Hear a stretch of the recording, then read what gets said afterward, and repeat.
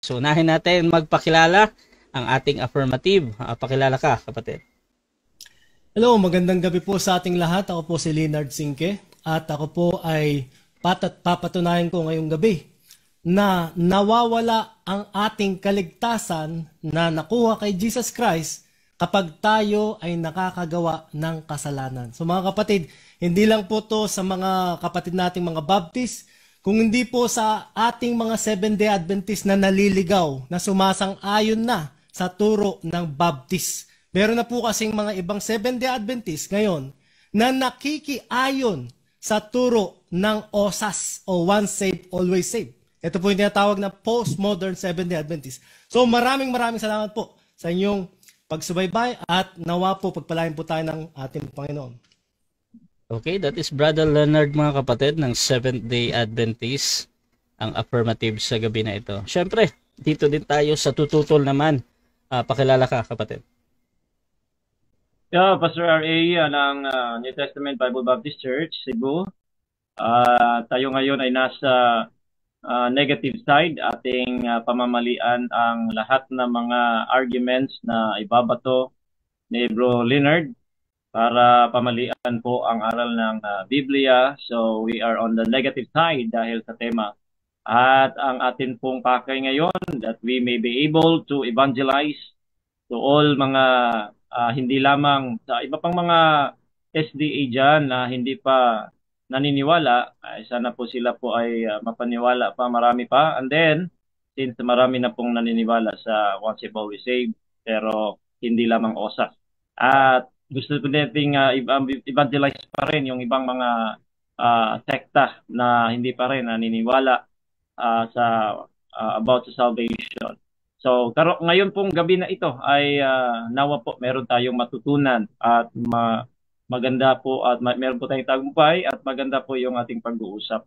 So, maraming salamat po sa inyo, sa mga live viewers at saka sa magre-replay ng ating usaping ito dito po sa Russia TV. Salamat. Okay, Pastor Rean Puentes, mga kapatid, ang negative naman sa topic ngayon. So, mga kapatid, simulan na natin ang ating debate. Again, ang topic natin ngayon ay patungkol dito sa patutunayan ng ating affirmative na ang kaligtasan ng tao ay nawawala kapag nagkakasala. 10 minutes, Brother Leonard, your time start now.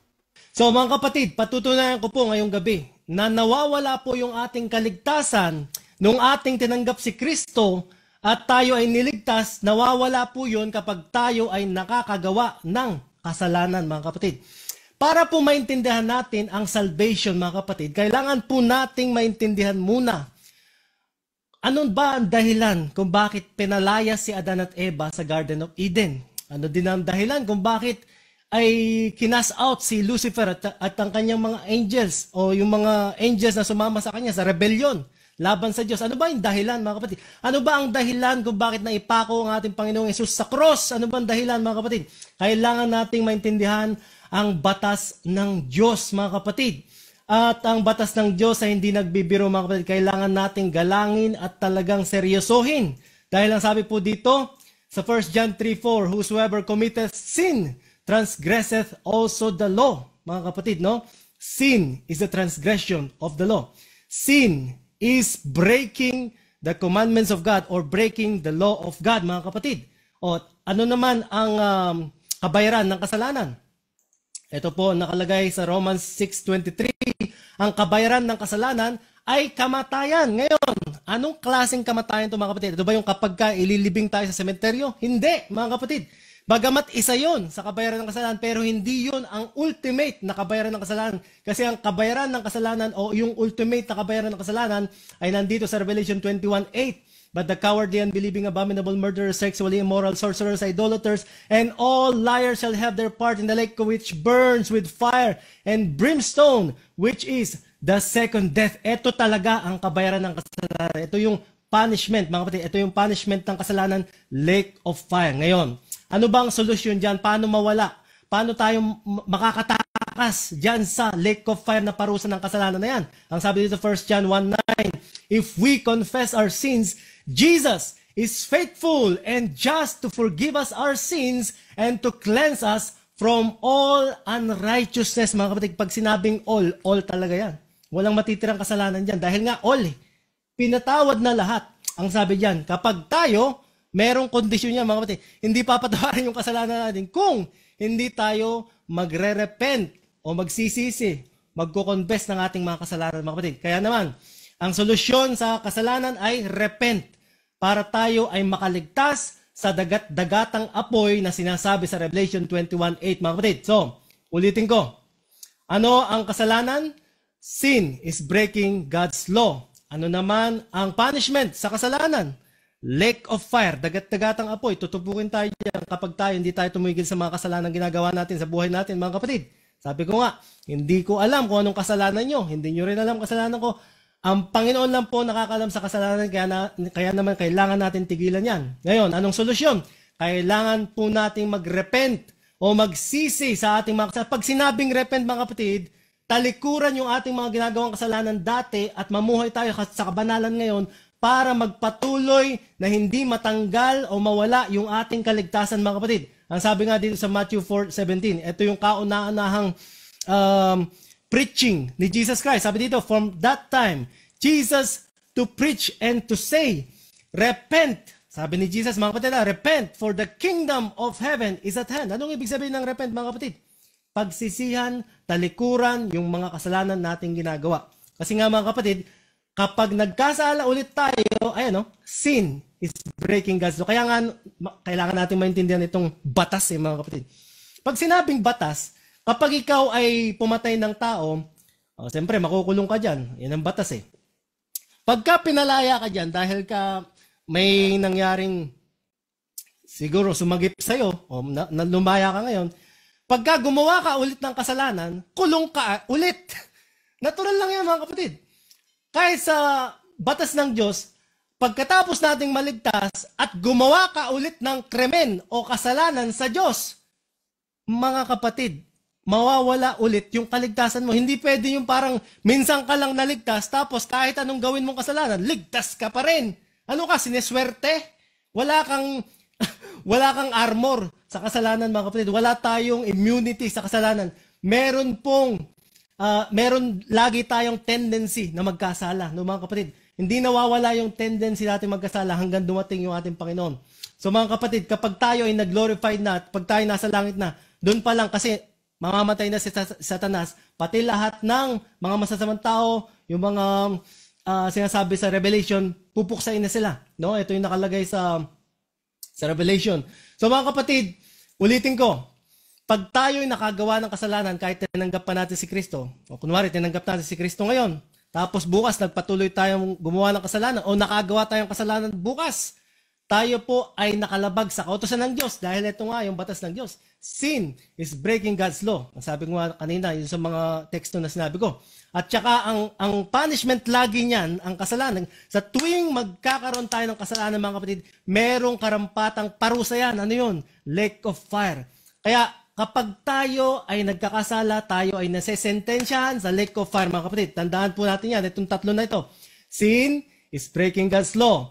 Anong punishment sa sin? Lake of fire. Anong solusyon? Manampalataya tayo, magrepent tayo, tanggapin natin si Kristo para tayo ay magkaroon ng kaligtasan. Pero itong kaligtasan na ito, kapag tayo ay bumalik sa ating mga ginagawang kasalanan, hindi tayo maliligtas o hindi mapapanatili yung kaligtasan natin, mga kapatid. Dahil yung kaligtasan ay nawawala. Hindi yan once saved, always saved, mga kapatid. Hindi yung parang tinanggap mo si Kristo ngayon, kahit anong gawin mo bukas, ligtas ka pa rin. Hindi tayo, walang ganon, mga kapatid, no? Walang ganon doktrina ang Biblia. Ang sabi ng Biblia, ito malinaw. Sin is a transgression of the law. And the wages of sin or the punishment of sin is death. Anong death? Lake of fire. Tandaan po natin yan, mga kapatid. Itong tatlong teksto na to, 1 John 3:4, sin is the transgression of the law. Kabayaran ng kasalanan, Romans 6:23, for the wages of sin is death. Anong klaseng death? Revelation 21:8, dagat-dagatang apoy. So, mga kapatid, tandaan po natin yan, itong tatlo na to, para maintindihan natin kung ano yung kaligtasan. Ngayon, ang sabi dito sa Luke 15:10, in the same way I tell you, there is rejoicing in the presence of the angels of God over one sinner who repents. Mga kapatid, no? Napaka-importante na mag-repent tayo. Repent from what? Repent from what? Repent, of course, sa sin na ating nagawa, mga kapatid. Kasi yung sin ay rebellion against God, mga kapatid. Yung ating kasalanan o yung ginagawa nating kasalanan ay breaking God's law. Rebellion ito, mga kapatid, parang si Satanas. O punishment, repent. Iyan ang solusyon. Repent lagi. Kailangan nating humingi ng tawad sa Panginoon.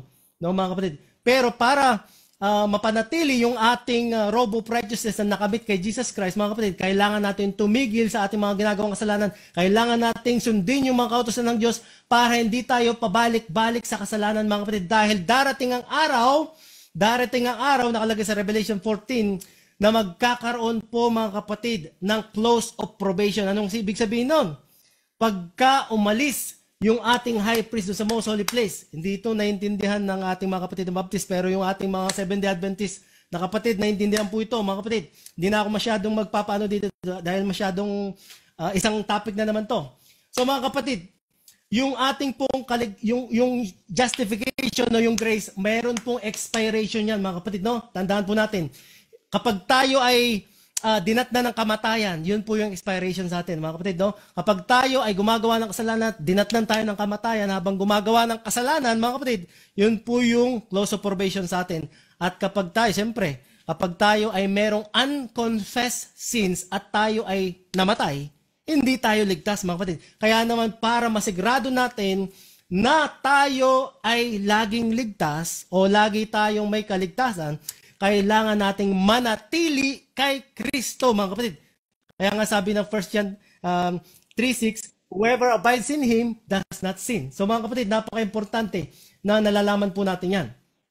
Sabi pa dito, I tell you, no, but unless you repent, you will all likewise perish. So mga kapatid, napaka-importante na nakalagay dito sa Bible, na the acts of the flesh are obvious, sexually immoral, blah, blah, blah, lahat ng kasalanan, that those who live like this will not inherit the kingdom of God. Napakalinaw niyan, mga kapatid, no? No? Kapag tayo tinanggap natin si Kristo, tapos bumalik tayo sa mga ganyang kasalanan, hindi tayo maliligtas. Napakalinaw, mga kapatid. Ito pa, do you not know that the unrighteous will not inherit the kingdom of God? Napakalinaw niyan, mga kapatid. Bakit di tayo nagbabasa ng Bible yata? Do not be deceived, neither fornicators, nor adulterers, nor basahin nyo lang, wala na akong oras, mga kapatid, will not inherit the kingdom of God. Mga kapatid, napakalinaw niyan. Sana po naintindihan po natin, no? Ito pa.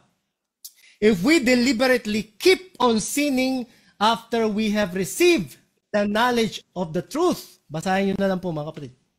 Ang bilis yata ng oras. Time na po ba? Yes, bro. Okay. Wait. Parang bitin, bro. Sabi ko sa'yo.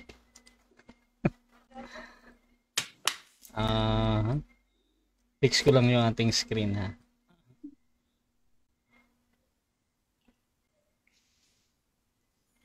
Okay, mga kapatid. At dito tayo sa ating first cross-examination ng ating negative sa affirmative. 10 minutes ito, Pastor Rayan Fuentes ng Baptist. Your time start now, bro. Okay, salamat Mr. Moderator. Una kong katanungan, sinabi mo sa una mong pahayag, Bro Leonard, na nung ating tinanggap si Kristo. So, nabanggit mo yan letra por letra. Ang tanong ko po sa iyo, nung tinanggap mo ba si Kristo, ano ba yung natanggap mo? Kaligtasan, Pastor.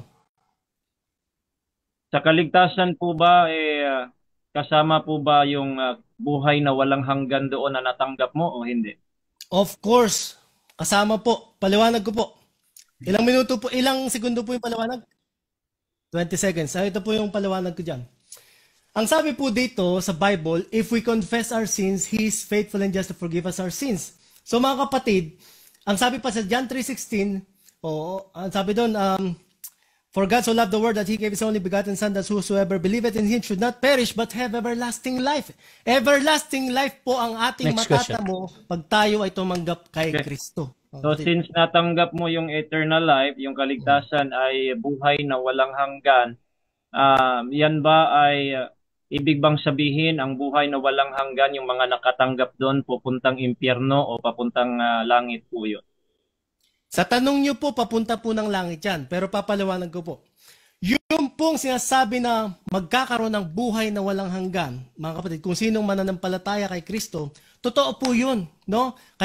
Totoo pong makakatanggap tayo ng buhay na walang hanggan, mga kapatid, kapag tayo ay pag dumating na si Jesus Christ o pag tayo dinatnan ng kamatayan, kasi kapag dinatnan tayo ng kamatayan, pagkamulat natin ng mga mata natin, andyan na yung Panginoon. So mga kapatid.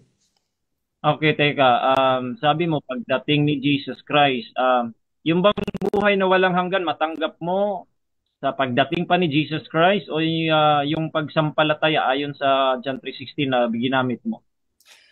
Pastor, matatanggap po natin yon. Assurance po yun. No? Kaya nga namamatay yung mga tumatanggap ng kay Kristo eh. Kaya nga nililibing sila. Kasi nga wala pa silang eternal life.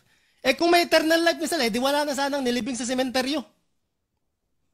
Yun po ay assurance na kapag tayo ay namatay, no? Pag tayo namatay, sabi sa Bible, lahat ay bubuhayin. Mapasama ka man o mabuti, bubuhayin ka.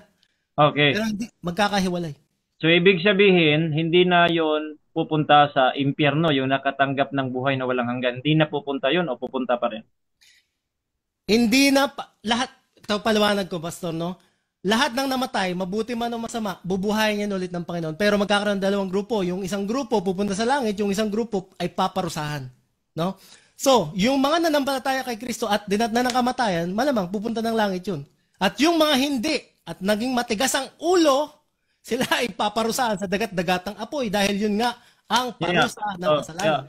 Ibig sabihin nga sa'yo, natanggap yung buhay na walang hanggan nga, matatanggap mo yon nung pagkamatay na yung tao, hindi habang buhay pa siya, hindi siya makatanggap ng buhay na walang hanggan? Assurance po yun, Pastor. Kaya nga, sinasabi ko sa inyo, kung talagang nakatanggap na sila ng buhay na walang hanggan, dapat di na sila ililibing sa sementeryo. Dapat wala nang namamatay na Kristiyano ngayon, wala na dapat nililibing sa sementeryo na Kristiyano ngayon kung doon pa lang ay nakatanggap na sila ng eternal life. Dahil hindi na sila mamamatay, eternal life nga eh. No? Okay. So, sa Biblia, kung babatayan natin sa Biblia, buhay pa yung mga Kristiyano, halimbawa mga apostol, naniniwala ka na sila po ay nakatanggap ng buhay na walang hanggan kahit sila po ay namatay? Hindi. Nakatanggap po sila ng assurance. No, Pastor? Assurance. Ano pong ibig sabihin ng assurance? Pangako. No, pangako. Sabi ko sa iyo, kung ikaw mananampalataya, ikaw man ay mamatay. Si Kristo nga nagsabi nito eh. No, sa John. He who believes in me, though he may die, yet he lives. He shall live. Oh, di ba sinabi ni Kristo yun? Ikaw man ay mamamatay kapag ikaw sumampalataya kasi bagamat ikaw ay mamamatay, magkakaroon ka ng buhay na walang hanggan. Assurance, yes. Assurance po ang tinanggap nila. Now, ang tanong, since assurance po ang tinanggap po nila, ano ba yung requirement ng assurance na buhay na walang hanggan? Ano ba ang requirement upang gawin nyo ng tao at matanggap yung buhay na walang hanggan na assurance para sa iyo? Ano yung gagawin ng tao? Ano yung requirement? Ito yung requirement, mga kapatid. John 3:16. For God so loved the world that He gave His only begotten Son, that whosoever believeth in Him should not perish, but have everlasting life. Ngayon, anong ibig sabihin ng believe? Ang ibig sabihin ng believe, mga kapatid, ay kailangan nating i-follow, no? Yung buhay ni Kristo. Pero kung wala na tayong oras, kagaya ng magnanakaw sa cross, wala na siyang oras. No? Naligtas siya. Okay. Pero hanggat nandun tayo. Alright. Ito bang pagsampalataya na believe dyan po sa talata na yan, yun ba yung pagkakatao, yun ba yung time na natanggap mo rin si Kristo o hindi yung time na yun? Yes! Instantly yung kaligtasan. Yung assurance ng kaligtasan ay instantly kapag ikaw ay nanampalataya, pag ikaw pinagsisihan mo yung mga kasalanan, if we confess our sins, He is faithful and just to forgive us our sins and to cleanse us from all unrighteousness. Gaano ka man kasama kahapon, kung tanggapin mo si Kristo ngayon, mawawala lahat ng yun kasi papatawarin ka. Okay. So, nung sinabi mo na assurance po yon, tapos sabi diyan sa talata, should not perish. So, ang ibig sabihin, yung nakatanggap ng buhay na walang hanggan, may assurance na hindi mapapahamak. Tama, mali? Kung mananatili sila kay Kristo. Kaya nga sabi sa 1 John 3:6, whoever abides in Him does not sin. At kung sino yung mananatili kay Kristo hanggang huli, siya lang ang maliligtas. Hindi pwede yung tinanggap mo si Kristo ngayon, tapos bukas kahit magkasala ka, ay nanatili ka pa rin kay Kristo. Kaya nga kung babaligtarin mo yun, no? Whoever does not abide in Jesus is sinning. No? Kapag binaligtad mo yun, Pastor. Okay, so ang ibig mong sabihin dyan, yung salitang kung na conditional na word or salita na ginamit mo, nandyan ba yan sa John 3:16 o dinagdag mo lang? Yung pong lagi pong may kondisyon ng Panginoon, kahit sa panahon pa ni Adan at Eva, laging may kondisyon. Kung kayo ay kakain, hindi kayo, mamamatay kayo. Objection mo na. Negative, ano yan? Yeah, dalawang lang yung pagpipilian. Nandyan ba sa John 3:16 yung salitang kung o dinagdag mo lang? Okay, nandyan. Nandun po. Paliwanag. Nandyan, proceed. Whosoever. Hindi ba kondisyon yon? Kung sino man, whosoever believeth in Him. Whosoever. Condition po yun. Kaya nga kaya nga may dalawang final destination eh.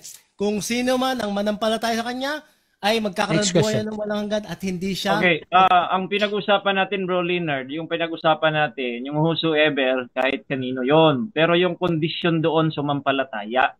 So, ang tanong kasi, intindihin mo yung tanong na sabi doon, whosoever believe it, sino man yung sumampalataya.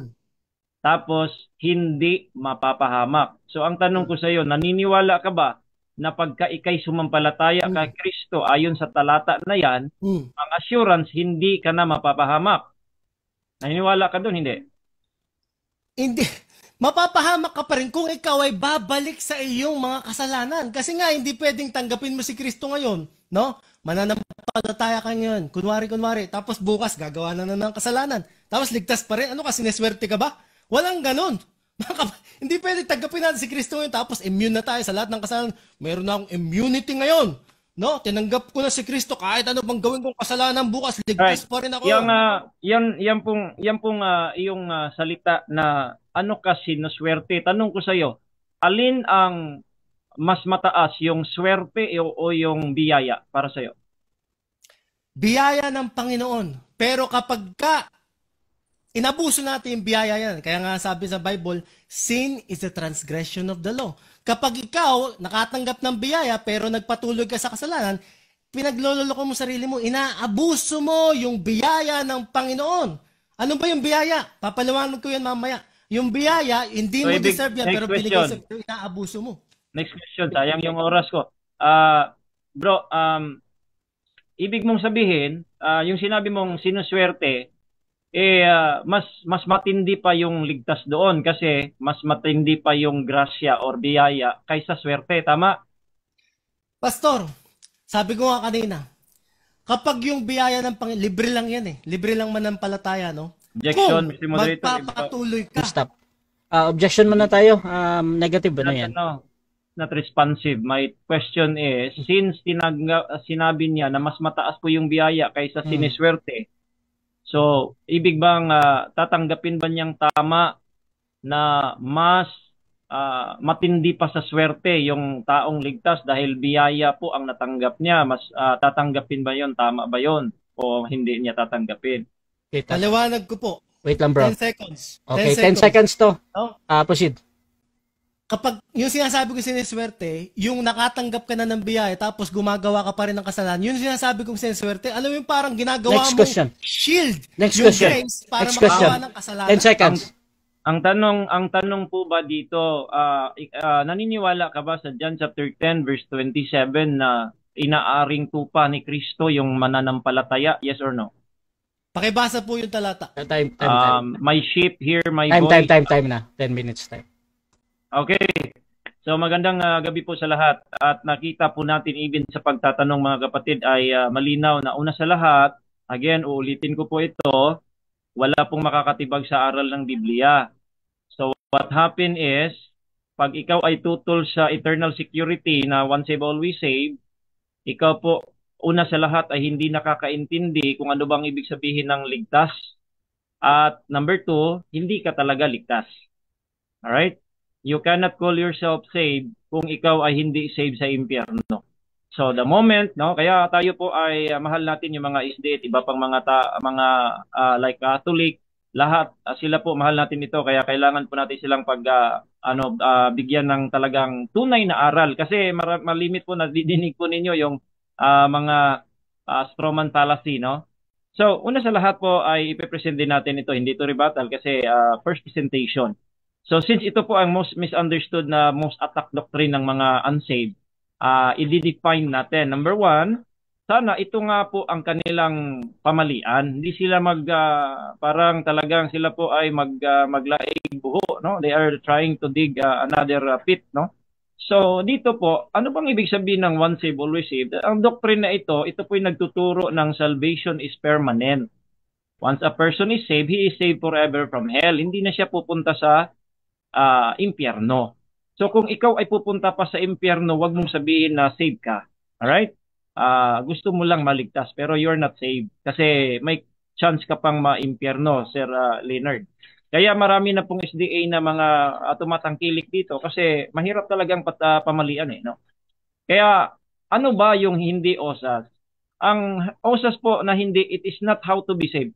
We're not talking of how to be saved dito. Number two, it is not what a saved person does. Kaya ito nga po yung malimit na pamamaratang. Okay? Huwag kayong mamamaratang. Yung pong paniwalang osas na hindi mawawala ang kaligtasan, hindi po yan aral kung ano ba ang mga gagawin ng isang ligtas. Kasi malimit sinasabi, kung ligtas ka na, kahit anong gawin mo. Sino nagsabi sa inyo kung ligtas kahit anong gawin mo? Wala hong nagtuturo ng ganyan. Kasi po, ang tunay na ligtas, meron pong gawain. Ano ba yung gawain ng tunay na ligtas? Yun po yung last na tanong natin. John chapter 10 verse 27, my sheep hear my voice and I know them and they follow me. So ang tunay na ligtas po, tinatawag na sheep. At ang sabi ng Panginoong Hesukristo, my sheep hear my voice, nakikinig sa tinig ng Panginoong Hesukristo at sila'y sumusunod sa akin. Yan po yung characteristics ng mananampalataya. So, hindi ho kahit anong gawin. Walang ganyan na aral. Aral ninyo yan. Kaya pamalian ninyo yung aral nyo, hindi aral namin. Number 3, it is not a denial of apostasy in the church. Kung meron pong may apostasy sa church, totoo po yan, pero hindi po yan against sa usas. Kasi ang usas hindi nagtuturo na walang apostasy sa church. Walang ganyan. No? Hindi po yan aral namin. Kaya hindi nyo naintindihan, kaya hindi nyo pinaniniwalaan. So, eto again, saved from hell or lake of fire means a person that is saved is going to heaven if he dies or if rapture occurs anytime. So, hindi na siya mapuntang impyerno kung siya mamamatay man. Kaya nga, sabi ni Sir Leonard, assurance. Hindi ho masasabing assurance yan kung walang assurance. Assurance nga no? Ang makatanggap ng buhay na walang hanggan, may assurance. Ano ang assurance? Una sa lahat, bubuhayin ka. Assurance yan ng nakatanggap ng buhay na walang hanggan. Hindi yan assurance ng kaninong tao. Hindi ho. John chapter 6 verse 40, ang sabi po dyan, whosoever seeth the Son and believeth in Him may have everlasting life and I will raise him up at the last day. Walang kung dyan. John 3:16, walang kung dyan. Huwag niyong dagdagan. Kung. Walang kung dyan Ang condition, if you will believe on the Lord Jesus Christ, you will not perish. You shall not perish. Hindi ka mapapahamak. Yun yung pangako. Ano pa? But have everlasting life. Pangako yun, tapos pamamalian nyo, lalagyan nyo ng kung. Saan po nasusulat yung kung? O kaya, ito Ito. So, ano ba ang saved in the Bible? Marami pong kahulugan ang saved sa Biblia na hindi alam ng mga Seventh-day Adventists at ibang mga kulto. No? Dito po, ang saved sa Biblia, given a power to become a child of God. Yan, anak ka ng Diyos. Number 2, sealed ka ng banal na espiritu. Number 3, having eternal life. Binasa ni Sir Leonard ganina, 1 Corinthians 6:9. Tinabi doon, unrighteous, yung hindi makapasok sa kaharian ng langit. Unrighteous, hindi yun saved ang saved po is just righteous. No? Hindi po unrighteous. Kaya ang unrighteous, impyerno. Ang righteous, langit. Ang saved, righteous. Bakit po siya naging righteous? Kasi po siya po ay justified. ginawa siyang minatuwid siya ng ating Diyos at hindi ang sarili niya. At ayan, sheep, elect, heir, predestined to heaven. Ang dami pong katawagan sa mga ligtas sa Biblia. So kahit dito tayo sa tatlong premises, hindi na to matitinag ng ating kaibigang na maginoong kausap na si Sir Leonard. Hindi niya matitinag itong tatlo. Okay, itong tatlo ang titingnan natin.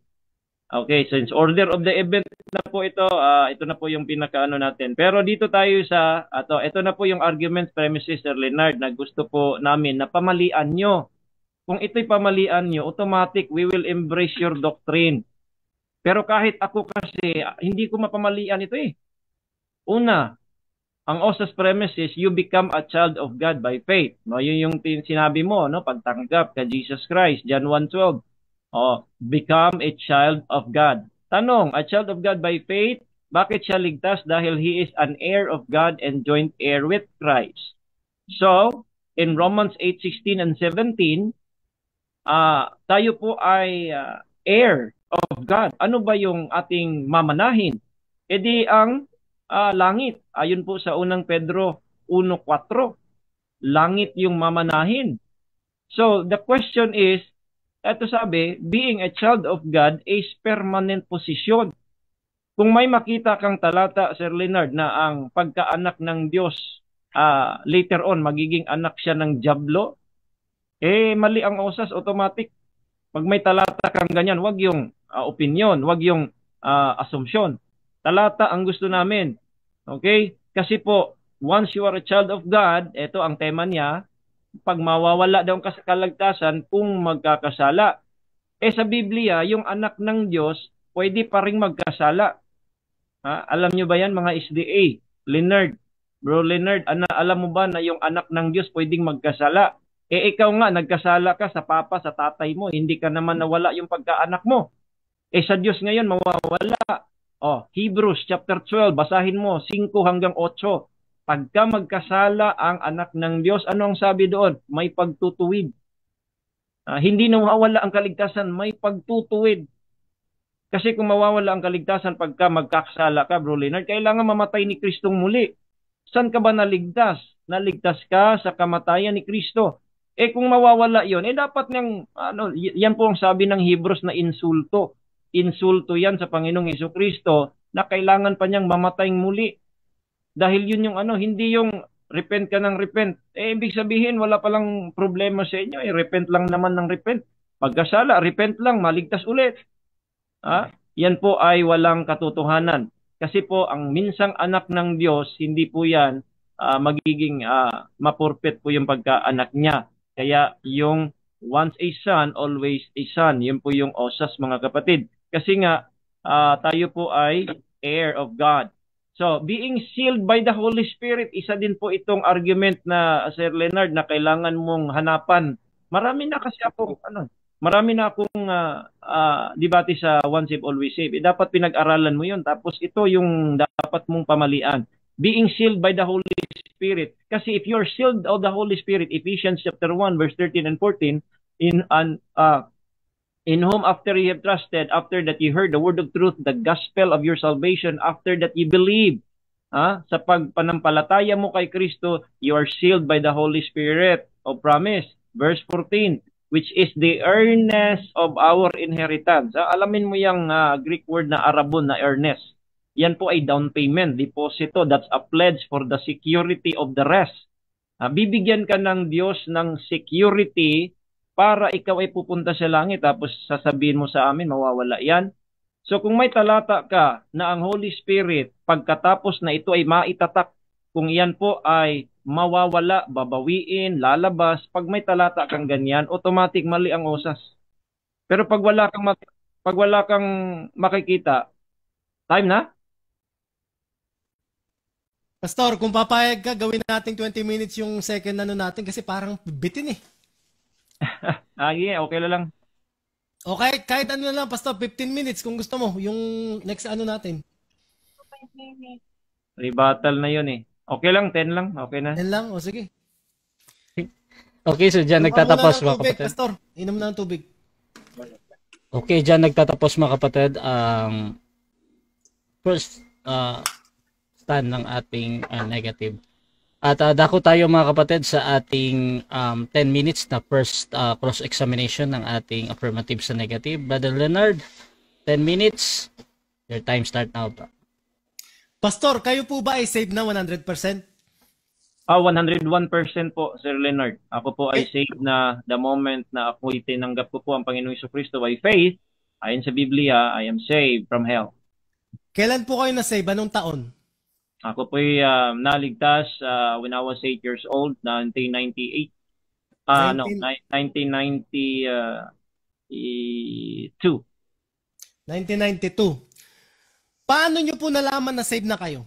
Dahil po ayon sa talata ng Biblia, una sa lahat, Titus 1:2, ang buhay na walang hanggan na pangako ng Diyos na hindi nagsisinungaling.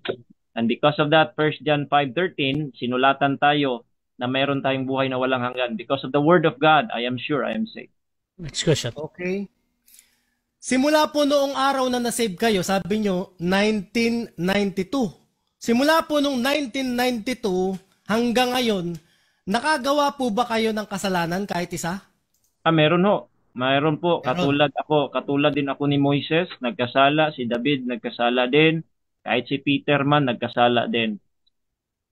Okay. Umamin po si Pastor na nagkasala. Ngayon, ang tanong ko po, Pastor, doon sa oras na ginagawa niyo po yung kasalanan, no? Doon sa oras po na yon, ligtas po ba kayo doon sa hellfire or doon sa lake of fire?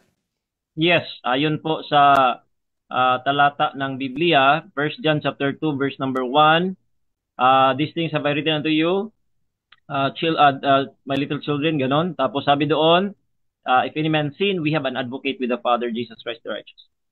Pastor, medyo personal tong tanong ko. Nakagawa na ba kayo ng sexual immoral sin? According to the Bible. Tumingin sa babae na may pagnanasa, nakagawa na ba kayo according to the Bible, yes. Gaya din po ni David na nagkasala din. Hindi po nawala yung kaligtasan ni David. Okay, so nakagawa po kayo ng sexual immoral sin.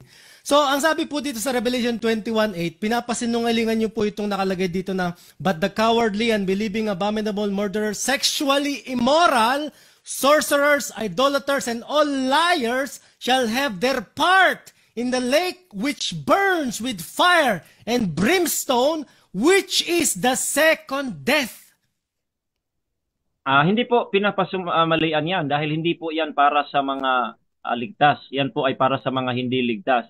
Ang mga ligtas kasi, Bro Leonard, pag sila po ay nagkasala, yun ang tinatawag mong repentance, yun ang gagawin ng mga ligtas na. So, katulad ni David, ni Moses, nagkasala sa Diyos, di naman nawala yung kaligtasan nila. Pero kailangan naman. Kaya nga po ang tanong ko, Pastor, doon po sa oras na gumagawa kayo ng kasalanan, no? Kasi doon sa oras na ginagawa niyo yung kasalanan habang nakatingin kayo doon sa babae na may pagnanasa, doon sa mga oras o segundo na yon, ligtas po ba kayo doon sa lake of fire?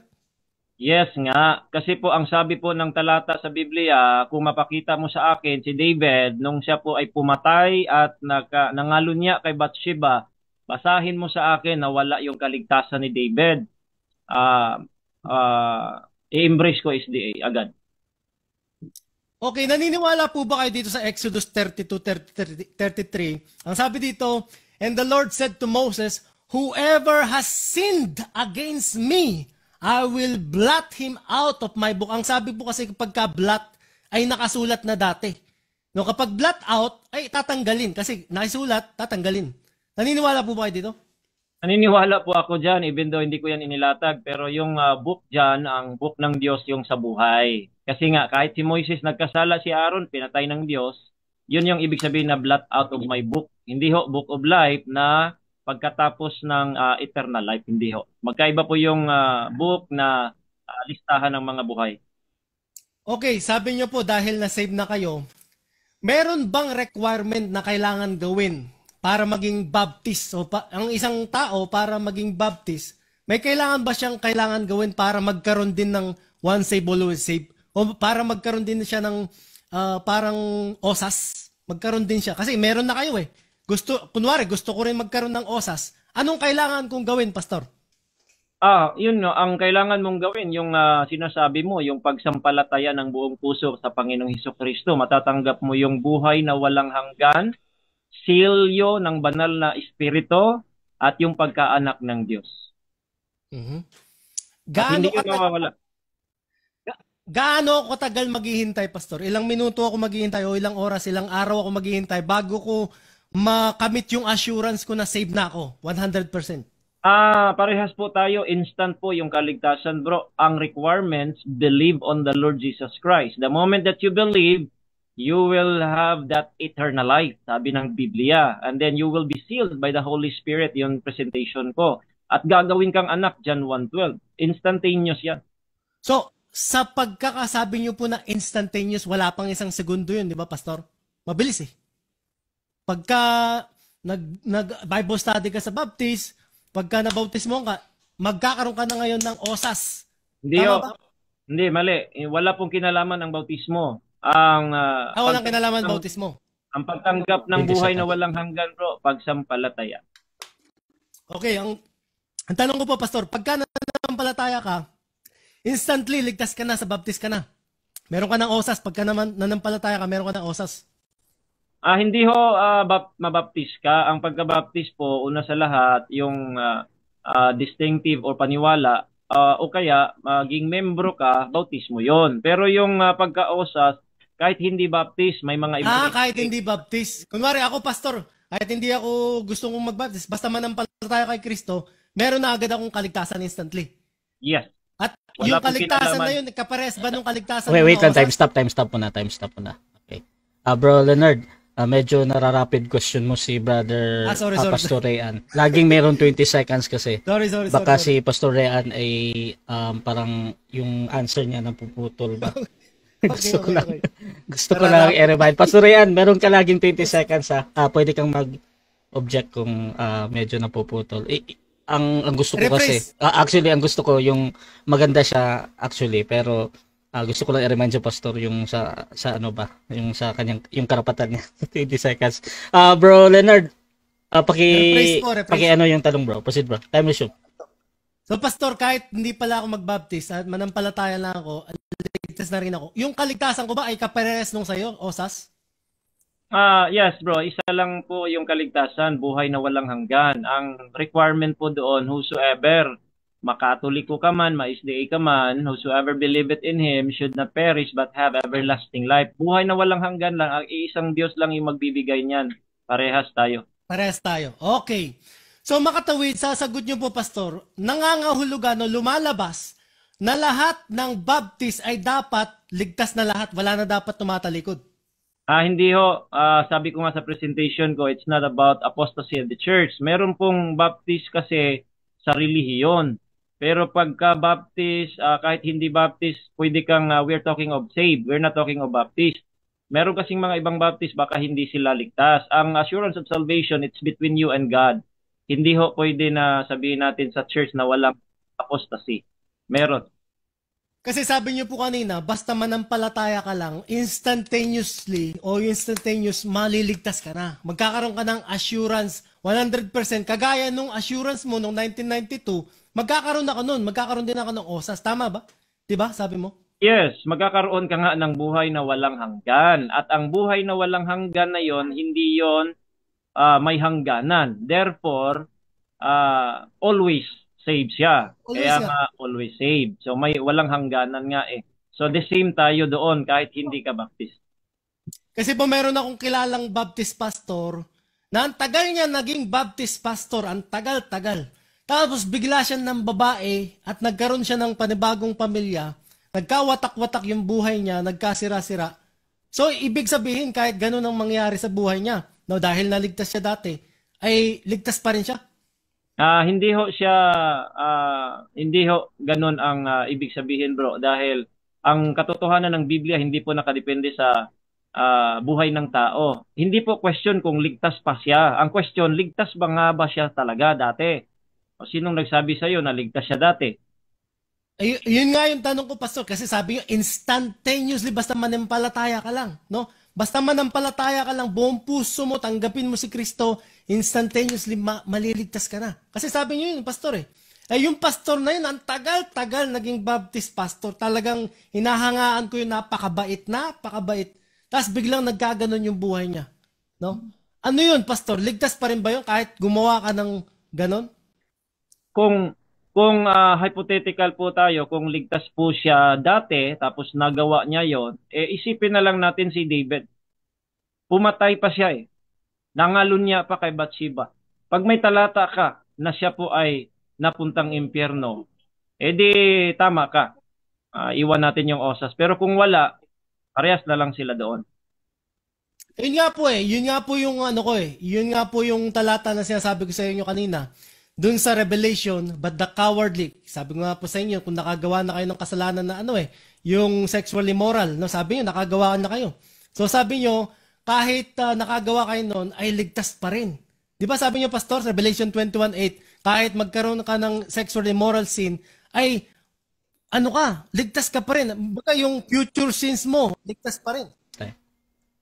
Okay, so dyan nagtatapos mga kapatid ang ating 10 minutes na first cross ng ating affirmative sa negative. So dako muna tayo sa rebuttal.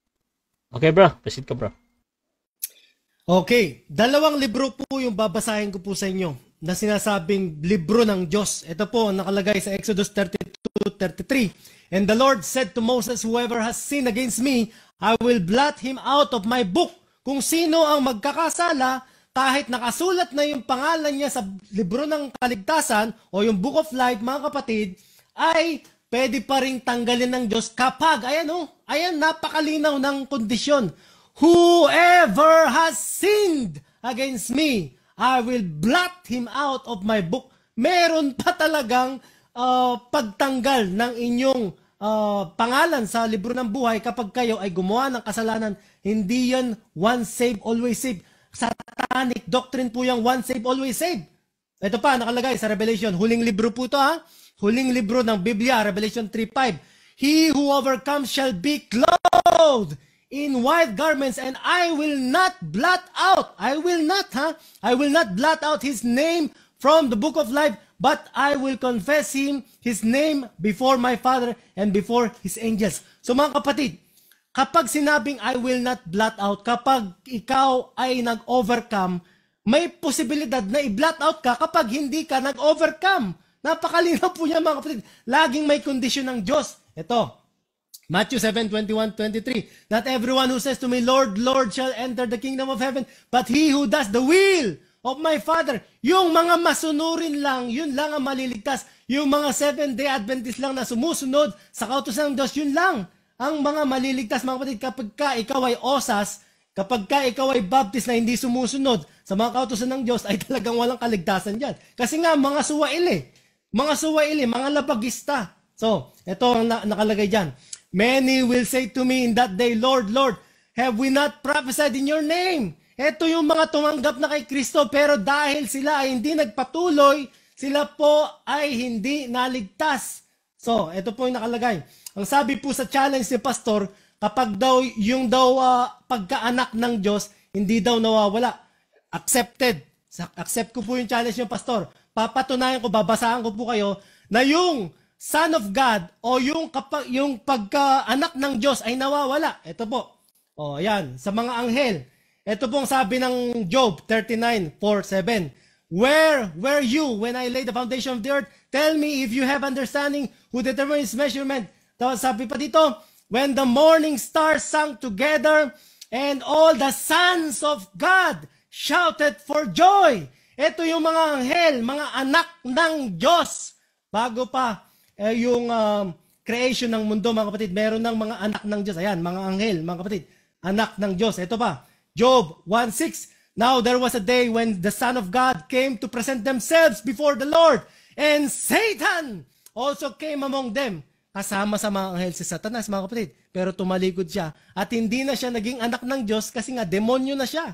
So mga kapatid, ito si Satanas, sabi dito, you were the seal of perfection. Ang sabi kay Satanas, full of wisdom, perfect in beauty, and you were in Eden. Perfecto pala si Satanas, full of wisdom, perfecto siyang anghel. Pero bakit siya nagkasala? Ayan, sabi siya, was prepared before you. Ito pa, You were the anointed cherub who covers and establishes you. You were on the holy mountain of God. You walked back and forth in the midst. You were perfect in your ways from the day you were created till iniquity was found in you. Nagkasala siya at naging satanas siya, mga kapatid. Ito pa yung sabi sa Isaiah 14:12-14. Hindi na siya naging anak ng Diyos kasi nga naging makasalanan siya kasi naghangad siya ng maging Diyos. Yan ang naging kasalanan ni Satanas, mga kapatid. Ang sabi pa dito, and war broke out in heaven. Michael and his angels fought against Satan. Ayan, pinalayas sila sa langit, mga kapatid. So the great dragon was cast out. That serpent of old, yung dating anak ng Diyos. Natatandaan nyo, ibinasa ko kanina sa Job. And the sons of God shouted for joy nung create yung mundo. Yun, kasama si Satanas doon na anak ng Diyos dati. Pero ngayon, na tumalikod siya, nagkasala siya sa Diyos, tinawag siyang called the devil and Satan, who deceives the whole world.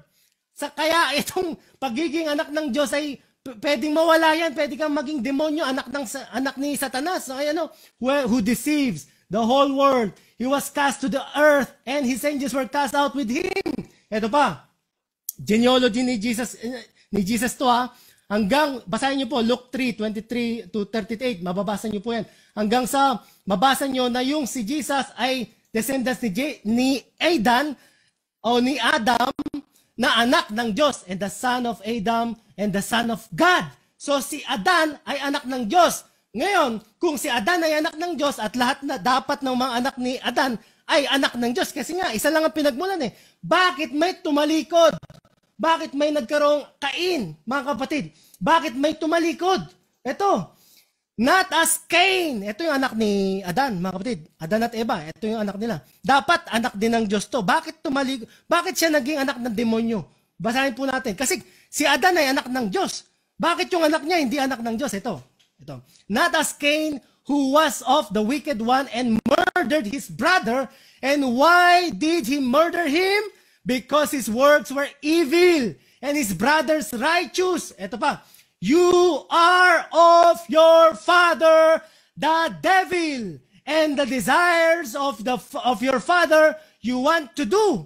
He was a murderer like Cain from the beginning, kagaya ni Cain, mamamatay tao, and does not stand in the truth because there is no truth in him. When he speaks a lie, he speaks from his own resources, for he is the liar and the father of it. Si Satanas, mga kapatid, ay ang father of all lies, at lahat ng sinungaling, lahat ng mamamatay tao, si Satanas ang kanilang ama.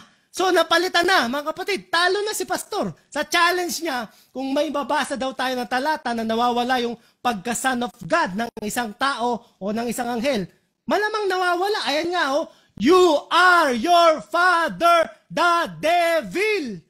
Napakalinaw, mga kapatid. Hindi na yung Diyos yung ama nyo, kung hindi si Satanas, kasi nga suwail ka. Ganun yung mga kapatid. Kaya nga yung shepherd, di ba, kagaya ni Jesus, hinihiwalay niya yung tupa sa kambing. At yung tupa, yun yung mga anak ng Diyos. Bakit nagiging kambing? Bakit nagiging kambing? Yan ang tanong. And he will set sheep on his right hand and goats on the left. Kasi ito yung paparusahan yung mga goats. So mga kapatid, kailangan nating malaman. Ano ba yung thou shall not murder? Ito ba ay batas ng Diyos na kapag sinaway mo to, ay ligtas ka pa rin? Hindi. Kasi nga, whosoever committed sin, mga kapatid, tandaan nyo. Tandaan nyo, mga kapatid. Kung sino man ang magkasala, siya ay lumalabag sa kautusan ng Diyos. Ano yung kaparusahan ng kasalanan?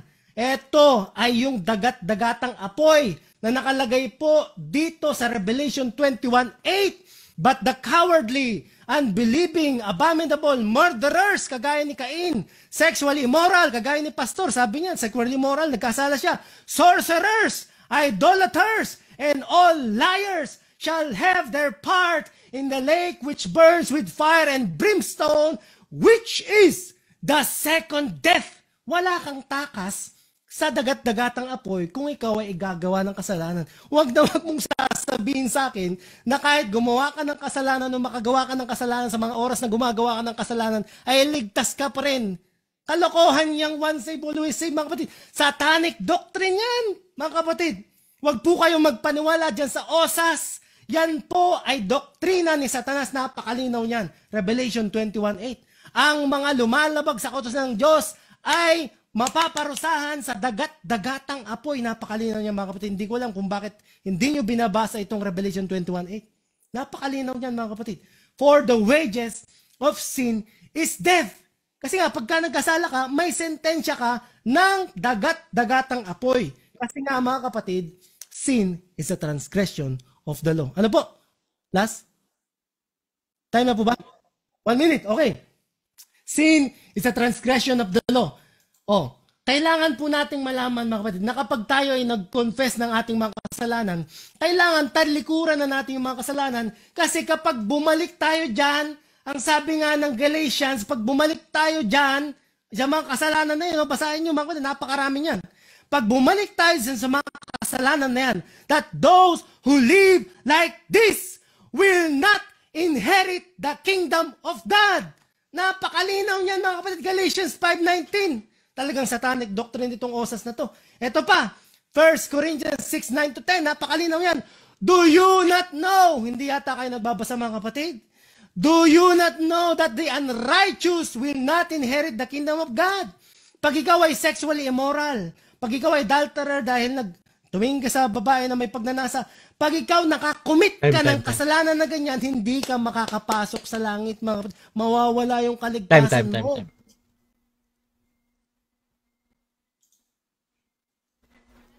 Okay, so dyan nagtatapos mga kapatid ang rebuttal ng ating affirmative.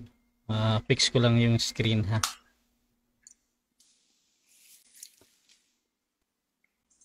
Okay mga kapatid, so dako tayo sa second cross ng ating negative sa affirmative. Pastor Rayan Fuentes ng Baptist. 10 minutes para sa iyo bro. Okay, unmute bro. Your time start now. Okay, so una ko pong katanungan, always niyong dinadala si Satanas sa usapan. Tanong, kailan po naligtas si Satanas?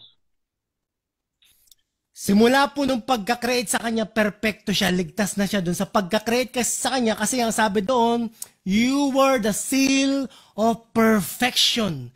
Ikaw, kung meron mang hulmahan ng kaperpektuhan, ikaw yun dahil ikaw ay create ng Panginoon na banal, perfecto, na ligtas.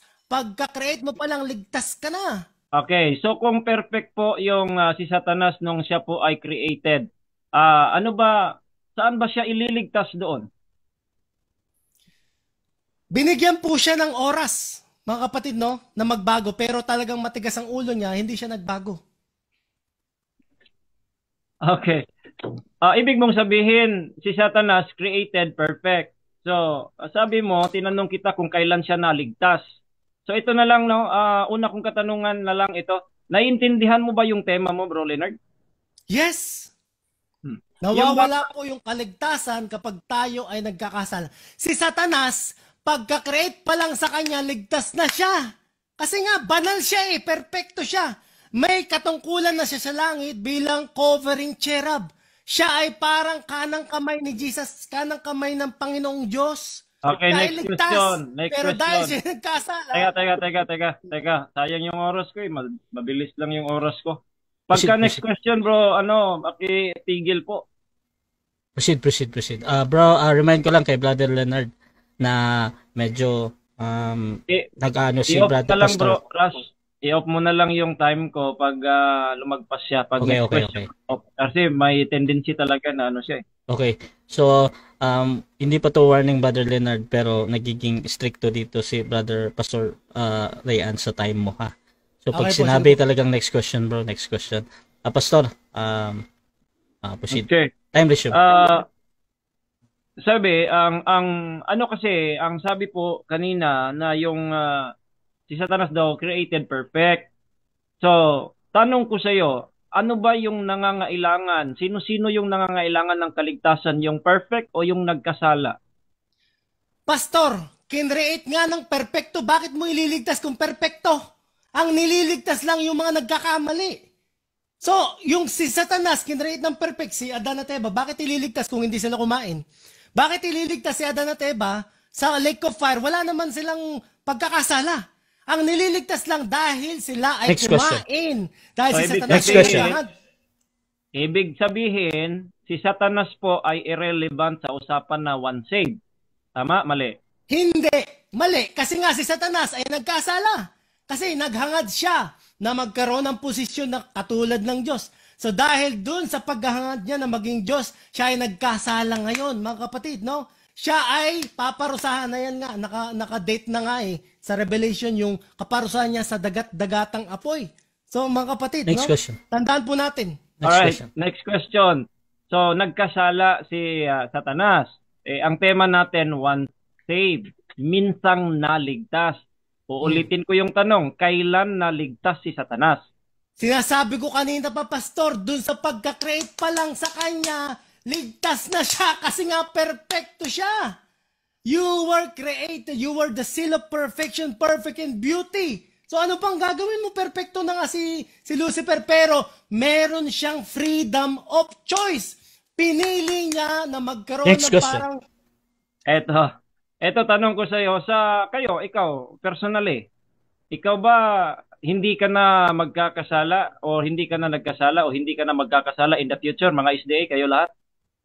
Meron pa rin po tayong tendency to sin kasi meron po tayong sinful nature, mga kapatid, no? Kagaya ni Jesus Christ na nagkaroon siya ng sinful nature, tayo rin po ay meron tayong sinful nature. Ngayon, ang pagkakaroon po ng sinful nature ay pagkakaroon lang ng tendency to sin, no? Hindi naman itetempt ni Satanas si Jesus Next kung question. wala siyang nakikitang baka magkasala.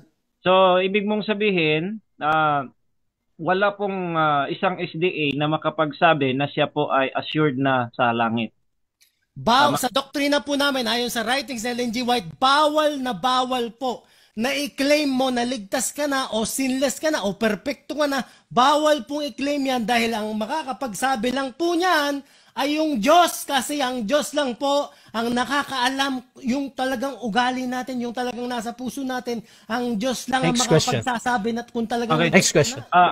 Sa aral niyo ba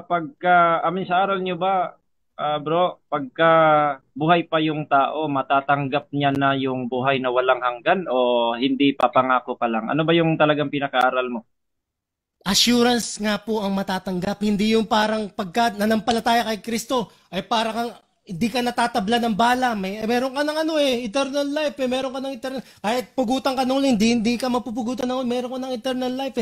Kung ganun po ay literal na pagka tanggap mo ay eternal life na agad, di wala na dapat nililibing na sabadista. Next question. Wala na dapat nililibing na Kristiyano. Next question.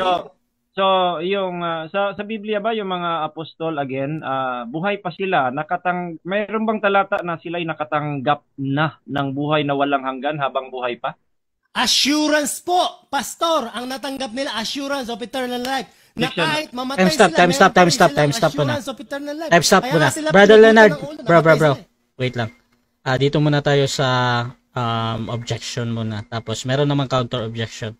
At don't worry, re-reset naman yung time mo dyan sa 20 seconds, no? Hindi Pastor, ko na proceed. hindi ko na banggit 'yun, pero that's yes no question 'yun . So Pwede yan, categorical naman yan.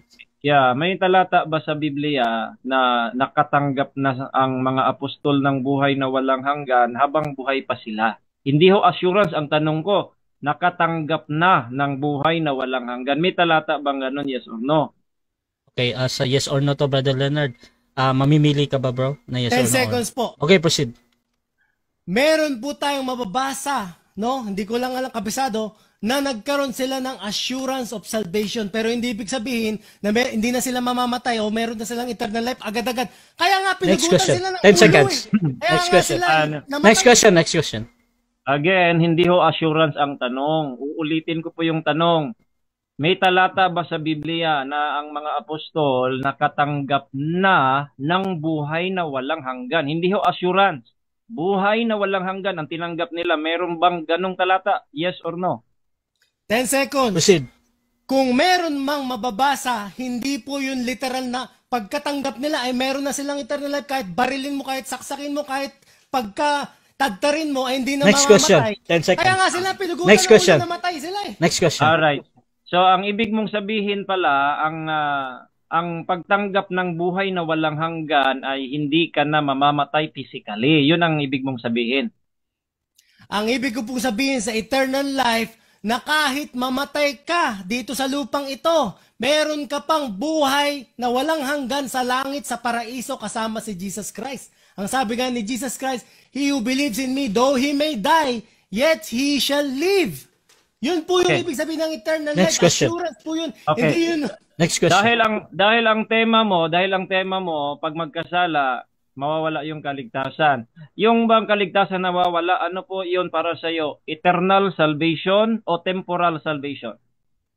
Yung pong assurance ng salvation ay nawawala. Assurance, mga kapatid. Objection. Time stop. Objection mo na. Negative, ano yan? Ulitin ko, not responsive po, Mr. Moderator. Proceed, Ulitin ko po yung tanong. No? Yung bang nawawalang kaligtasan sa tema niya, dalawa po papipilian. Yan ba ay eternal salvation o temporal? Kasi mawawala eh. So, eternal ba o temporal? Yun lang. Eternal po ang nawawala. Proceed. Maliwanag. Kasi nga yung ipinangako sa atin na magkakaroon tayo kung tayo ay mananatili kay Kristo, kung tayo ay talagang susunod sa kanyang mga kautusan, yun po ay eternal salvation. Assurance po iyon, mga kapatid. Kasi nga, kapag ka ikaw ay tumalikod, binalikan mo na naman yung mga kasalanan mo na kinonfess mo na. Yung mga dati mong kasalanan, babalikan mo na naman. Ikaw ay mawawalan ng kaligtasan ulit. Next question, bro. Next question. Ano pong dictionary nyo dyan na may eternal tapos mawawala siya? Anong dictionary nyo ginagamit nyo dyan? Hindi po diksyonaryo. Ang ginagamit ko po ay talata sa Biblia. Ito po nakalagay. 1 John 3:4. Whosoever committed sin transgresseth also the law, for sin is a transgression of the law. Ngayon, Romans 6:23, for the wages or for the punishment, ang kaparusahan ng kasalanan, Next question. ay kamatayan. Anong kamatayan? Next question. Revelation Okay. 21:8. Yung binasa mo kasi 1 Corinthians 6, 9, and 10. Ang tanong ko sa iyo, ba't hindi mo itinuloy sa verse 11? Okay, basahin niyo po. Hindi, ang tanong ko po, bakit hindi mo itinuloy sa 11? Ang tanong. Okay, para sa akin po, yun po yung mahalagang babasahin ko. Kaya kung pwede nga lang isama lahat ng Bible, talagang isasama ko dito. Mauubos po oras ko, kaya hindi ko po sinama. Okay. Galatians 6, 5:19 and 20. Saan ka doon? Doon ka sa 5:19-20 o doon ka sa 5:22-23? Saan ka doon?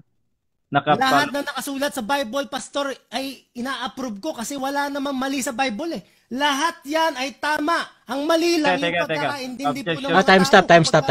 stop. Okay. Objection, bro. Objection, Pastor. Ano yan? Ang tanong ko po, bro, Leonard, hindi po pinaniwalaan mo, hindi. Kasi, contrast po yan eh. Galatians 5:19 and 21. Ang contrast po, Galatians 22 and 23. Contrast, magkaiba. The law of non-contradiction. Saan ka napabilang doon? Yun ang tanong. Saan ka napabilang? Sa 19 to 21? Basahin niyo po para makapag... Okay, wait lang. Basahin niyo po. Wait lang, Brother Leonard. So, objection mo na to, ha? Ang ino-object lang ni Pastor dito, merong pagpipilian doon sa verse 19 to, ano nga yun, bro? 21? 21. Or, 19 to 21. Or sa 22, ano nga yun, bro? 22 or 23. 22 or 23. Okay. Brother Leonard, ang objection dito, bro, mamili ka daw doon. Kung hindi ka makapili, bro, merong 10 seconds or sabihin mo lang next question.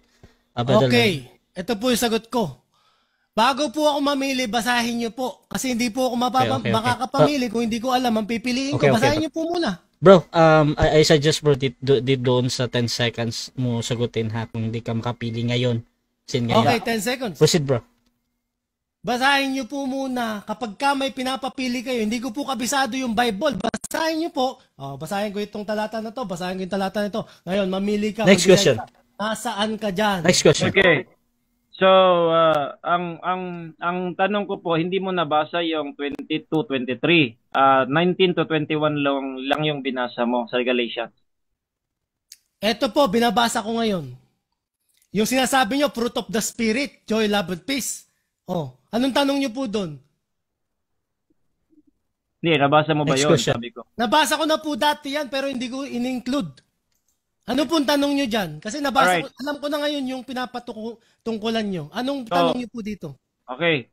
Isa sa premise po ng Once Saved, Always Saved ay may tatak ng banal na espiritu. Mm. So, tanong ko sa iyo, yung bang tatak na yon temporal o eternal? Yun, 10 seconds. 10 Proceed. seconds. Proceed. Yun po ay nawawala yung Holy Spirit sa atin kapag ka tayo gumagawa ng karumalduan na krimen o 10 minutes kasalanan. Time, bro. So, dyan nagtatapos ang second cross ng ating negative, mga kapatid. Ano tayo? Pwede ulit na lang. Time resume. Okay. Sige, una sa lahat, no, wala pong hello? Okay. Wala pong kinalaman si Satanas, Bro Leonard, sa usapang ito kasi once saved. Hindi nyo naintindihan kasi once saved eh. Minsang naligtas. Hindi mo sabihin si Satanas ligtas, pambihira. Anong ligtas? Saan siya ililigtas nung perfect siya? Si Satanas nagkasala tapos may consequence kaya siya naging fallen angel. Wala pong once saved na nawala ang kaligtasan ni Satanas. Pambihira, no? Ano bang iba't ibang mga iba yung kanilang mga tawag nito, yung mga kahulugan. Ibig sabihin ito nga mga pastors and brothers and sisters sa Baptist, this is the reason na bakit kinakausap natin sila. Sana sila'y maliwanagan una sa lahat, no? Sa kanila pa lang na mga definition ng mga termino sa Biblia, wala. Kahit yung pagbasa ng talata sa Biblia, putol. So that's why gusto po natin sila na maliwanagan. Now, ang ating pag-dispute sa kaniyang tema, automatic yan eh. Pag nagkasala daw nawala ang kaligtasan. Again, isang insulto yan sa Panginoong Hesukristo. Basa, Bro Leonard, 7:24 ng Hebrews. But this man, because he continueth ever talking of Jesus Christ, hath an unchangeable priesthood, wherefore he is able also to save them to the uttermost. Bakit po na talagang hindi mawawala ang kaligtasan? It is because seeing he ever liveth to make intercession for them. Ang Panginoong Hesukristo namamagitan sa mga ligtas na. Kaya nga, sabi ng unang Juan 2:1, pag may magkasala, sinulatan tayo, ang mga anak ng Diyos, mga ligtas, sinulatan na huwag magkasala. Okay? Ngunit, kung may isang tao man o may tao mang magkakasala, we have an advocate with the Father, Jesus Christ the righteous. Bakit mo gagamitin yung yung Revelation 21:8? Ha? Hindi ho 'yan ang mga ligtas. Diyan ang nasa hindi mo binasa ng buo kasi iba yung nasa 21:8 at iba po yung mga tao na hindi pupunta sa impyerno o dagat-dagatang apoy. Yung mga ligtas na hindi ho tinatawag na ganyan. Ang tawag po sa mga ligtas nga righteous. Kaya nga tayo po ay pinagpakabanal ng Diyos. Yan po ang wala din po kayo sa justification eh. Sa justification sabi po to him that work sabi po sa dito po sa verse number 6, Romans 6:4-6, even as David also described the blessedness of the man whom God imputed righteousness without works. Kaya nga tinawag tayong justified, no? Hindi nyo alam anong ibig sabihin ng justified? Ito yung tinatawag ito yung problema sa iyo. Hindi mo binasa ng buo. Kaya pag matanong ka ng talata, hindi mo binasa. Sabi mo, yun lang ang kaya mong basahin sa 9 and 10. Kasi ito po yung presentation ni Paul, no? Sabi niya, know ye not that the unrighteous shall not inherit the kingdom of God. Unrighteous po ang kausap diyan. Kaya mostly dito, mga SDA ito, mostly, no? Tapos yung ibang mga maraming hindi mga unrighteous hindi pa ligtas. Ngunit ang mga ligtas nasa verse 11, Bro Leonard. And such were some of you, ito. Yung iba sa inyo, ganyan dati. Pero ang sabi niya, but ye are washed, but ye are sanctified, but ye are justified. Yan po, kaya nga pinapipili kita, saan ka ba sa Galatians 5? Mostly ang ginagamit mo, 19 to 21. Ito po ang works of the flesh. Pero kami na mga ligtas, nandito po sa fruit of the Spirit. Kaya magkaiba. Saan ka dito? Kami dito kami. Pag dito ka talaga, kaya nga naawa kami sa inyo eh. Hindi nyo, sabi mo, bawal talagang sabihin. Yun ang sabi ni Ellen White eh. Dahil nga talaga hindi naman sa Diyos si Ellen White. Kaya ang sinabi niya, walang makapagsabi. Anong assurance ang natanggap? Buhay na walang hanggan ang natanggap ng mga apostol. Hindi mo masagot to, mag 10 seconds ka. May talata ba na nakatanggap sila ng buhay na walang hanggan? Pagtanggap mo kay Kristo, buhay na walang hanggan yun natanggap mo. Ang buhay na walang hanggan na nakatanggap ka, hindi ka mapunta sa impyerno. Hindi mamamatay physically. Ang problema din po sa inyo, hindi nyo alam na magkaiba po yung flesh, magkaiba po yung spirit. Ang spirit mo yung nakatanggap. Mamamatay pa nga yung flesh. Katulad ng mga apostol ang sabi, that God hath given to us eternal life. Hindi po sinabi that God hath given to us assurance. Hindi ho. Eternal life po yung natanggap. Bakit? He that hath the Son hath life. Yung nakatanggap daw ng anak, may buhay. Ngayon, ito pa sabi ng mga apostol, these things have I written unto you that believe. Ito, sinulat para sa mga sumampalataya. That ye may know that ye have eternal life. Kung nag-aaral ka man talaga, I believe, matalino ka. Anong ibig mong sabihin dito? Is assurance lang ito? Eternal life mismo ang naano. Tapos sabi niya, hindi raw yun literal. Anong hindi literal? Anong spiritual ng eternal life? Kung i-spiritual mo po yung eternal life, hindi na mapahamak sa impyerno. Yun yung sabi sa John 3:16, hindi na mapahamak. Ito pa ang nilapastangan yung salita ng Panginoong Hesukristo, yung kaniyang mga anak dito. My sheep hear my voice and I know them and they follow me and I give unto them eternal life and they shall never perish. Hindi na raw mapapahamak pero sa inyo lalagyan nyo yan ng kung. No? Para kayong si ingkung, may kung. Pero walang kung kay Jesus Christ, walang kung. Pag ikay nakatanggap ng buhay na walang hanggan, automatic, they shall never perish. Ang problema sa inyo, maggagawa kayo ng aral kasi na pagka ang ligtas kahit anong gawin. Hindi ho ganyan ang aral. Ang isang ligtas, ang kanyang gawain, hear the voice of Jesus Christ, tapos they follow me. Ang isang ligtas, Bro Leonard, ang isang ligtas, pagka magkakasala siya, ito ang sabi ng, sabi mo, mga anak daw, tinawag na anak. Hindi ho, tinawag tayo ng anak. Tayo po ay naging anak. Ang mga ligtas, Bro Leonard, naging anak, pinagkalooban ng pagkaanak. Juan 1:12. Hindi po tinawag na anak si Adan, yung mga anghel. Wala ho yun sa tema. Gumagawa kayo ng palusot eh. Ang pagkaanak ng isang ligtas, ito po ay ibinigay lamang ng kaloob. Bakit? Dahil sa kanyang pananampalataya kay Kristo. Kaya wag mong isali dito yung anghel, katulad ni Soriano, anghel, si Adan, dahil may nabasa kang Son of God. Walang ganyan na hindi yan ang argumento ng osas. Dito tayo. Sabi dito, for whom the Lord loveth, He chasteneth and scourgeth every son whom He receiveth. If ye endure chastening, God dealeth with you as with sons. For what son is he whom the Father chasteneth not? Bakit may pagpapalo? Kasi yung anak nagkakasala. Katulad sa iyo. Nung bata ka pa, napaka basagulero mo siguro, papaluin ka ng tatay mo, hindi dahil hindi ka na anak.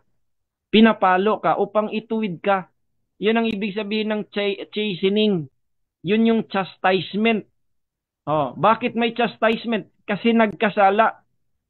Namuhay sa kasalanan? Hindi. Nagkasala, natukso, nagkasala. Nagkasala si Moses. Nagkasala, pinatay ng Diyos. Hindi naman napuntang impyerno. Sabi mo, nawawalang kaligtasan pag nagkasala. O si David, nakapatay. Ha? Ilan? Okay, 1 minute. So hindi ho nagkasala siya, pumatay pa siya kay Uriah, siya pa'y nakapangalan niya. Hindi naman nawala yung kaligtasan eh. Ang sabi pa niya, nawawala daw yung Holy Spirit, pambihira ka naman. Iyan po'y direct na assault sa salita ng Panginoong Hesukristo. And I will pray the Father that He shall give you another comforter that He may abide with you forever. Tapos yung dictionary mo, eternal, may hangganan. Nawawala. Saan yung dictionary na yan? Saan galing yon? Pabili. Bro Leonard, ng ganyan. Yung forever na mawawala, pabili ho ng ganyang mga dictionary. Okay, so handa na po tayo sa pagtatanong. Mamaya, ano natin, i-conclude natin yung tunay na aral talaga. Hindi pa rin natinag yung ano.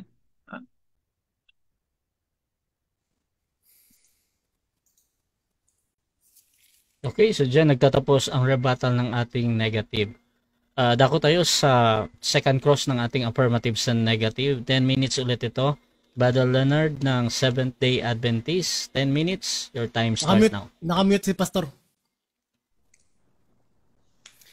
Okay. Proceed, bro. Okay. Ang tanong ko, Pastor, sabi nyo, yung mga nasa 1 Corinthians 6:9 ay mga unrighteous, di ba? Ngayon, ang tanong ko, righteous po ba kayo simula nung 1992 na nasave kayo? Righteous kayo hanggang ngayon? From the time na ikaw, yes, from the time na ikaw sumampalataya, gagawin kang matuwid. Yun po yung ibig sabihin ng justified. Matuwid. Righteous. Synonym is righteous, justified. Kahit minsan po, kahit isang segundo, hindi po nawala yung pagka-righteous nyo simula nung 1992, ay banal po kayo, righteous kayo simula nung 1992 hanggang ngayon? Yes, hanggang ikaw ay naligtas, righteous ka po sa mata ng Diyos. Hindi ho ibig sabihin ang righteous or justified hindi na magkasala. Hindi ho, wala pong ganyan sa Biblia. Righteous na ka na, ibig sabihin hindi ka na mapuntang impyerno, hindi ka na mapapahamak. Pastor, simula nung 1992 hanggang ngayon, kung bibigyan niyo po ko ng approximate number na kung ilang beses kayo nagkasala, mga ilang beses kayo nagkasala? Stop the time. Hindi sumasagot. Charge muna tayo, nalulubat. Teka ha. Hindi, wag na lang ulitin. Stop lang time. Okay. Charger, Time please. stop. Okay, sige, sasagutin natin. Start time. Okay. Hindi ko po Proceed, bro. binibilang, Bro Leonard. Pero marami talaga yan. Maraming panahon na tayo po'y natukso. At ang Panginoong Hesukristo, hindi ho naubusan ng kanyang pamamagitan. Kaya nga, meron tayong tinatawag na repentance at yan po Next ay... question. So maraming beses po kayo nagkasala. Ayon po sa inyo, maraming beses kayong nagkasala sa kautusan ng Diyos. Ibig sabihin, maraming beses kayong nagkasala sa Diyos. Ngayon, ang tanong, doon sa mga oras na yun na nagkakasala po kayo, yun po ba ay righteous pa rin kayo sa mga oras na yun na nagkakasala kayo? Yes, yun po yung grace ng Diyos. Na sa mata ng Diyos si Abraham, ito isipin mo si Abraham, siya po yung nagsinungaling na asawa niya po yung ano. Hindi ho kailanman, even si Lot tinawag na righteous. Kahit makasalanan yung kanyang pinagagawa, righteous ang tawag doon. Sa mata ng Diyos, hindi sa mata ng tao. So sabi niyo po kanina, nakagawa kayo ng sexual immoral sin. Mapa-pornography man yan, mapa-masturbation man yan, o tumingin kayo sa babae na may pagnanasa. Sabi niyo, inamin niyo na nakagawa kayo ng sexual immoral sin. Habang ginagawa niyo po yung mga sexual immoral sin na yon, doon sa mga segundo na yon, doon sa mga oras na yon na gumagawa kayo ng sexually immoral sin, yun po ba ay righteous pa rin kayo sa mga oras na iyon? According to Romans chapter 8, 33 to 34, yes, sa mata ng Diyos. Dahil, teka. Time stop muna, time stop. Bro, wag ka munang mag-react, bro, ha? Pastor Ray, proceed ka lang, bro. Teka, ang gusto kong i-challenge sa'yo, si David, kahit pumatay siya at nagkasala, at that moment, pag may nababasa ka na hindi na siya righteous at hindi na siya anak ng Diyos, automatic mag-SDA ako. Ilabas mo yan. Kasi si David yung pagkakasala yung tema mo eh. Ilabas mo. Okay. Ito babasahin ko. Sabi nyo, talo na kayo. Ito, babasahin ko. Revelation 21:8. But the cowardly, unbelieving, abominable. Ito yung kasalanan ni David. Murderers, pinatay niya si Uriah. Sexually immoral, nakipag-adultery siya kay Bathsheba. Ito pa, sorcerers, idolaters, and all liars shall have their part in the lake which burns with fire and brimstone, which is the second death. O talo na kayo, pastor. Ayun, hindi ligtas. Dagat-dagatang apoy. Sa oras na nagkakasala ang tao, sa oras na gumagawa ng kasalanan ng tao, dagat-dagatang apoy ang parusa sa kanya. Ayun ang pataw na parusa sa kanya. Dagat-dagatang apoy. Napakalinaw, mga kapatid. Tanong. Oh, Balanad question ba? tanong. Noong, kung natanggap ang yung mga, sabi nyo kanina, Pastor, hindi ka mo nawawala yung pagkaanak ng Diyos, hindi nawawala, di ba? Pagkaanak ng Diyos ng mga naligtas, yung pinagkalooban, hindi ho yung tinawag. Wala po tayong tema na tinawag. John 1:12, pinagkalooban because of their faith in Christ. Ang tanong ko, Pastor, tinawag ba na sons of God yung mga anghel bago sila nagkasala? Tinawag, maraming tinawag, pero hindi po sila pinagkalooban ng pagkaanak because of their faith in Christ. And that is irrelevant of the topic. So pagka tinawag po na sons of God, hindi talaga sons of God? Hindi ho ang tema. Sons of God talaga sila, pero hindi po ang tema. Ang tema po kasi ng once saved, dahil sila'y sumampalataya, John 1:12. But as many as received Him, to them gave He power to become the sons of God. Hindi po sila sumampalataya kay Kristo kaya naging anak ha. Hindi po tayo tinawag lang, kundi yung yung talagang pinagkalooban ang tema. Hindi out of topic po yung ano mo. So nung kinreate po yung mga anghel, hindi sila sons of God, kailangan magkasala muna tapos maligtas kaya para maging son of God. Parang yung mga si Adan at Eva si Adan tinawag siya ng son of God. Naniniwala po ba kayo na si Adan ay tinawag sa Biblia na son of God? Yes, naniniwala tayo, mga anghel, si Adan, no? Tinawag po sila, pero nga, irrelevant of the topic. Ang tema po, pinagkalooban dahil sa pananampalataya kay Kristo. Kaya tinanong kita kanina kung naiintindihan mo ba yung tema. Next question. Ito po yung tanong ko, Pastor, kaya nga sons of God, pupunta tayo sa sons of God na yan. Nung hindi pa nagkakasala si Adan at Eva, sons of God pa ba sila? O son of and daughter of God ba sila bago pa sila nagkasala? Ulitin ko, yes. Pero Okay. out of topic. Kasi ang tema po, pagsampalataya, maliligtas ka. Ano bang ibig sabihin ng maliligtas? Gawin kang anak ng Diyos. Hindi ho tatawaging anak lamang. Hindi ho bigyan ka talaga ng pagkaloob ng anak ng Diyos once you believe in the Lord Jesus Christ.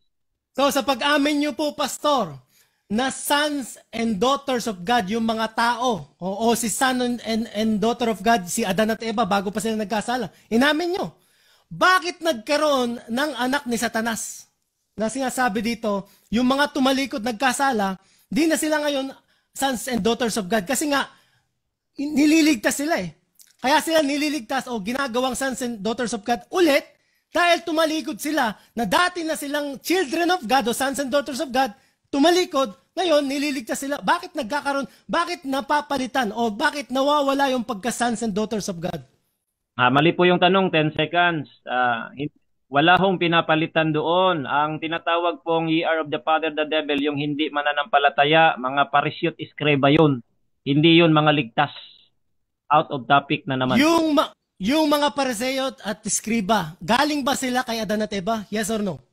Yes, galing sila kay Adan at Eva. Hindi ho sila mga anak ng Diyos na pinagkalooban. Dahil ang pagkalooban, Bro Leonard, ng anak ng Diyos, yung pong sumampalataya kay Kristo. Itong mga taong ito na tinawag mo sa John 8:44, hindi ho mananampalataya. Kaya again, out of topic.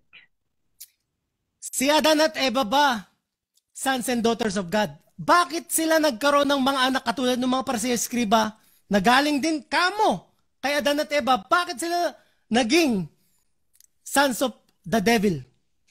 Kasi dapat kung ano yung puno, ganun ang bunga. Hindi ho, dahil ang kaligtasan personal. Ikaw po yung sampalataya, ikaw yung sumampalataya. Kasi nga, whosoever, hindi ho dahil mananampalataya ka, anak ka ng Diyos. Yung anak mo, anak rin ng Diyos. Wala ho sa Biblia yan. Out of topic. Okay, next question na lang. Ito po.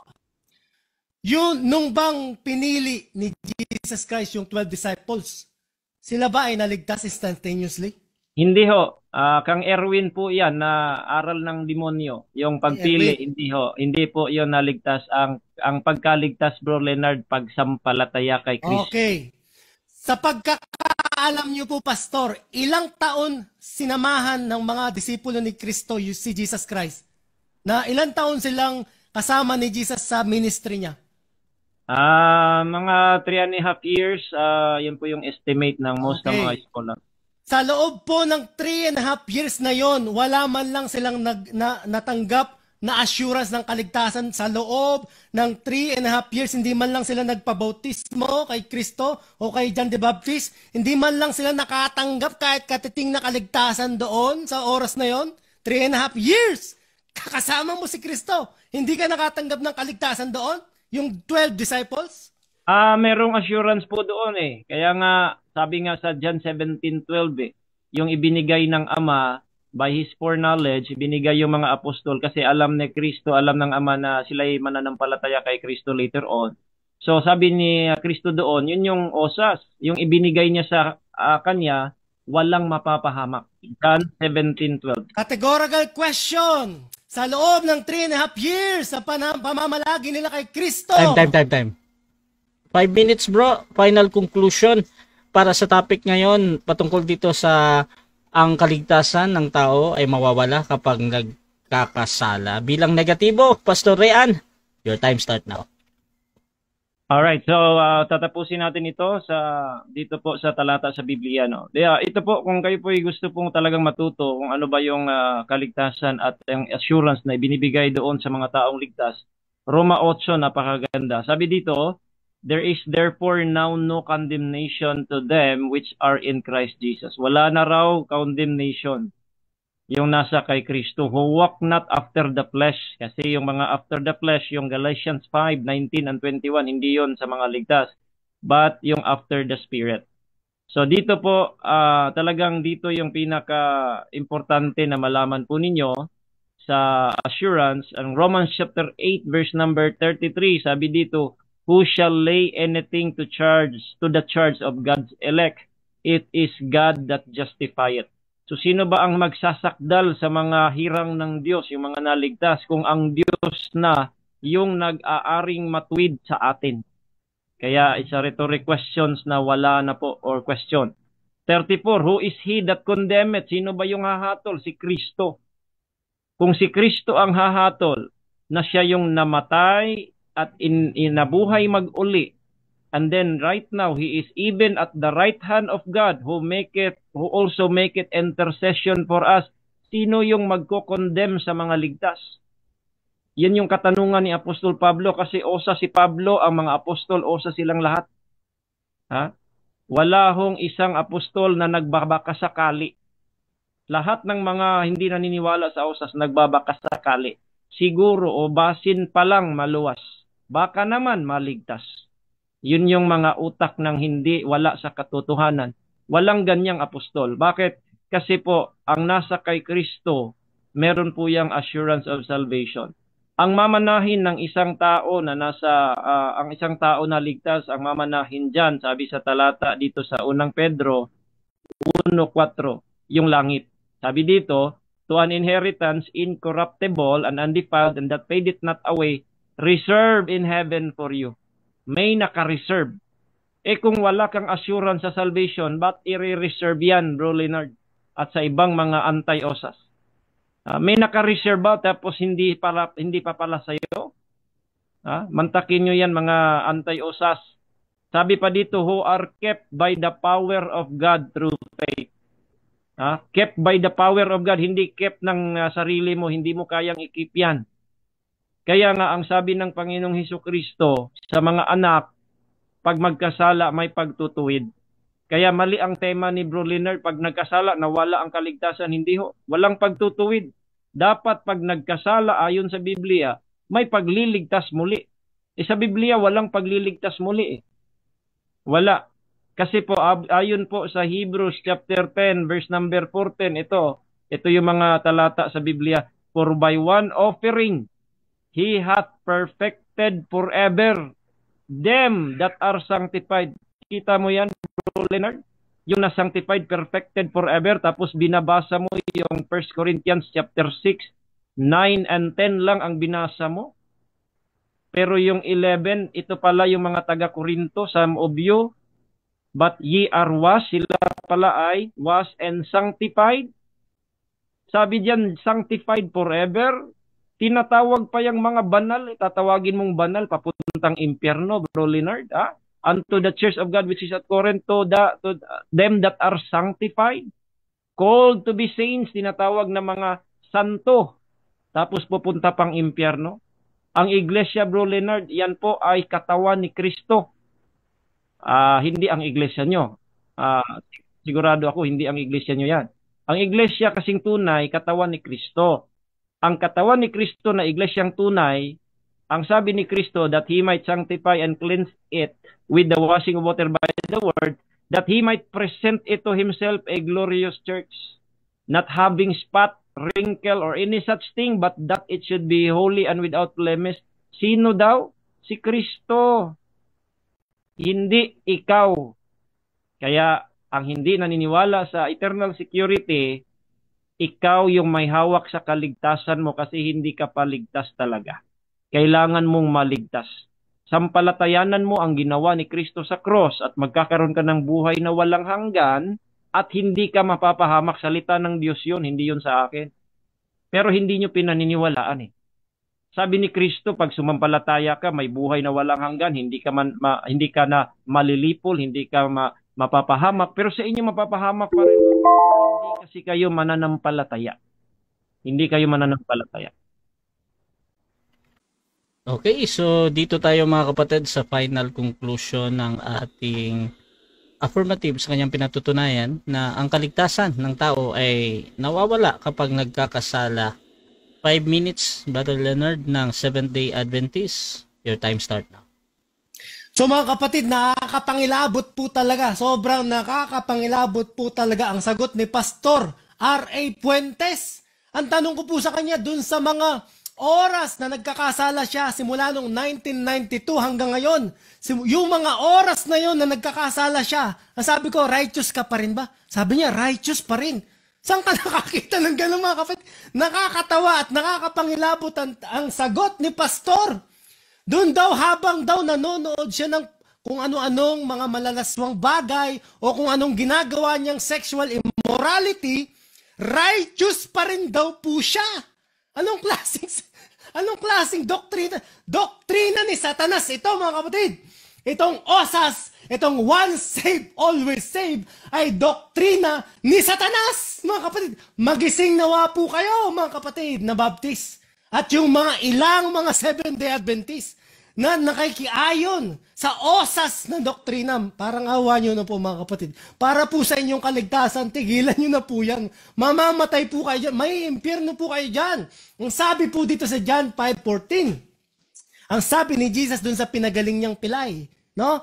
So stop sinning or something even worse may happen to you. Pinagaling na kita sa pilay mo. Okay? Tumigil ka na sa inyong paggawa ng kasalanan, baka hindi lang pilay ang abutin mo. Baka dagat-dagatang apoy ang sapitin mo pagka nagpatuloy ka dyan sa paggawa ng kasalanan. Hindi po magko-command ng stop sinning si Jesus kung nagbibiro lang siya.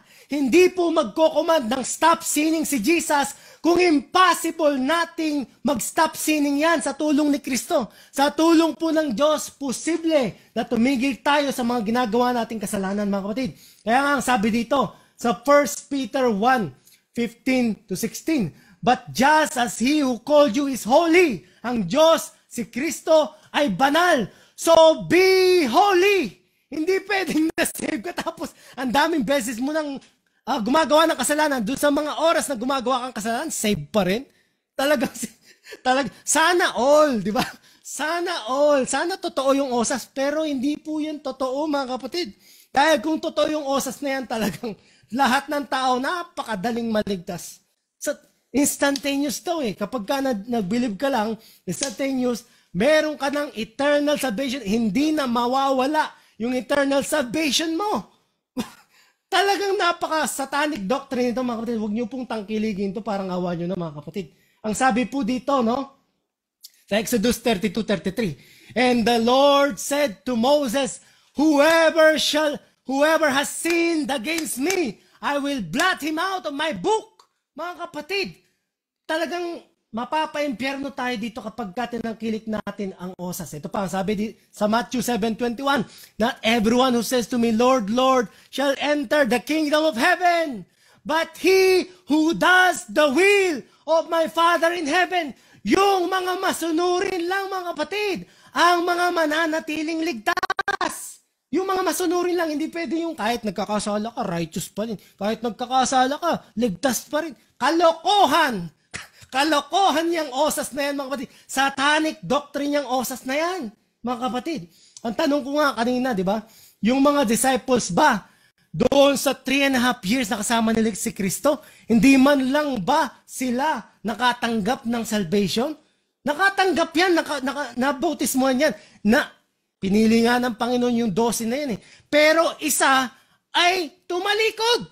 si Judas ay tumalikod. Ito ang sabi ng Matthew 28:24. The Son of Man indeed goes just as it is written of him. But woe to that man by whom the Son of Man is betrayed. Si Judas. It would have been good for that man if he had not been born. So mga kapatid, si Judas nakatanggap kay Kristo ng kaligtasan, tapos nawala kasi siya ay nagkasala, siya ay tinalikuran niya, yung kanyang pananampalataya, pinagkalulo niya si Kristo. Mga kapatid, hindi siya naligtas. Napakatindi talaga nitong osas na to. Ito pong osas ay talagang satanic doctrine, mga kapatid. Kaya naman, kayo po ay tigilan nyo na yung osas na yan, mga kapatid. Ito yung iiwanan ko po sa inyo. 1 Corinthians 6:9-10. Do you not know that the unrighteous will not inherit the kingdom of God? Do not be deceived. Huwag kayong ma-deceive dito sa osas na ito. Mga kapatid, huwag kayong magpanilang sa one save, always save. Ang sabi dyan, no? Do not be deceived, mga kapatid. Okay, so dyan nagtatapos, mga kapatid, ang debate natin between Seventh-day Adventist and Baptist sa topic na patutunayan ko na ang kaligtasan ng tao ay nawawala kapag nagkakasala. Affirmative natin si Brother Leonard at negative naman si Pastor Rayan. Ayan, so bago natin i-end yung ating live, syempre, gusto ko muna silang bigyan ng time magpasalamat sa lahat ng mga manonood at makakapanood pa nito sa mga magre-review sa YouTube channel, sa Facebook, at kung saan-saan pa man. Unahin natin si Brother Leonard. Bro, salamat ka muna, bro. Okay, praise the Lord, mga kapatid. Maraming salamat po sa Panginoon nating Diyos na nagbigay ng oras sa atin upang pag-aralan ng kanyang salita.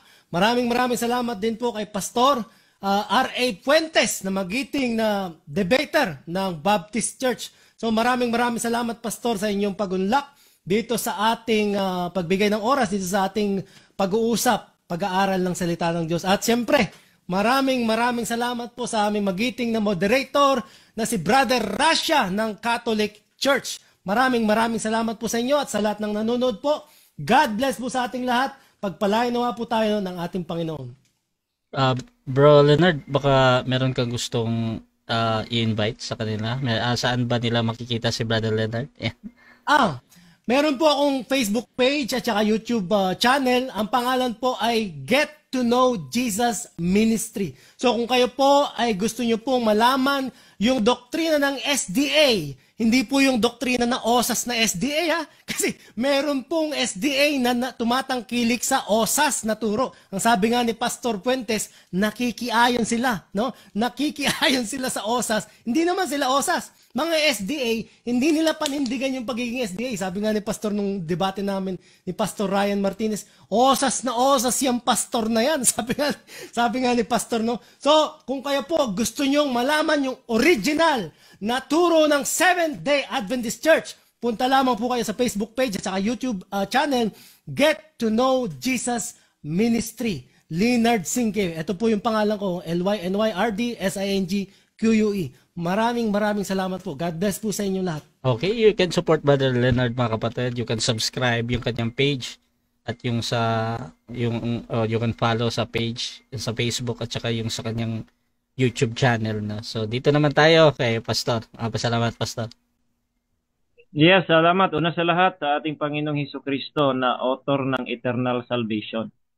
Salamat din po sa Banal na Espiritu sa kanyang salita na naibahagi natin sa lahat ng mga nanonood live, mga kapatid at saka hindi, ay pasalamatan natin. Nawa po ay may natutunan po kayo sa aral talaga namin. At we are still waiting, challenging all mga anti-OSAS to come out and bring your objection, your counter-arguments, at your evidences. So, ngayon ay maganda po na atin pong nailatag sa pag-uusap na ito. Salamat sa ating maginong kausap, Leonard. Salamat din sa inyong effort. At also sa moderator, Bro Russia. Salamat sa Russia TV. Salamat ng marami. At also, gusto ko pong i-plug yung ating The Real Baptist Christian Apologia TV na page. Sa YouTube po natin na R.A. Fuentes Apologetics. Ngayon po ay NTBBC. So, bisitahin niyo po doon. Meron po tayong mga iba pang mga debates doon. And still, we are waiting, challenging po sa mga gustong pamalian yung aral ng Baptist. We are open po doon sa pag-uusap. Basta matinong kausap ay pag-uusapan po natin, lalo na po dito sa Russia TV. Maraming salamat once again sa lahat ng mga nag-comment, no? Against or pro, we thank you. At least kayo po nakarinig sa katotohanan ng aral ngayon, gabi na ito. Maraming salamat at God bless po sa atin. Okay, Pastor Ryan Fuentes din, meron din siyang YouTube channel, mga kapatid. Pwede nyo siyang suportahan, subscribe na lang. At dito din sa Russia TV, gusto salamat sa lahat ng sumusuporta, lahat ng naniniwala sa atin, mga kapatid, at nagtitiwala dito sa ating page Russia TV po, dyan sa YouTube channel. Naka-live din tayo dyan. Merong iilan na nanonood dyan. Please subscribe kung hindi pa kayo nakasubscribe. At dito din sa aking group and page Russia TV, mga kapatid. At sa akin ding profile Russia Vista, dyan ako laging nagla-live, mga kapatid. You can follow me dahil puno na po yung ad friend ko. So mga kapatid, ang gusto nyong sumali sa ganitong gawain, pwede kayong mag-PM sa akin or maghamon man sa dalawa dito, lalo na si Pastor Rayan. Sabi niya kanina, pwede nyo i-challenge yung OSAS, mga kapatid. Pwede nyo akong gamitin as mediator sa inyong pag-uusap, basta sumasang-ayon lang kayo sa ating mga rules dito at kondisyon ng ating mga debater, lalong-lalo na yung itong dalawa na ito, si Brother Leonard ng SDA, Pastor Ryan Fuentes, mga kapatid. At please paki-share or pwede kayong mag-comment, mga kapatid, sa ating mga live. At yung meron kayong mga tanong, pwede nyo i-PM yung ating mga speaker dito, Brother Leonard, Pastor Ryan. So yun, this is Admin Russia ng Russia TV, and we're out.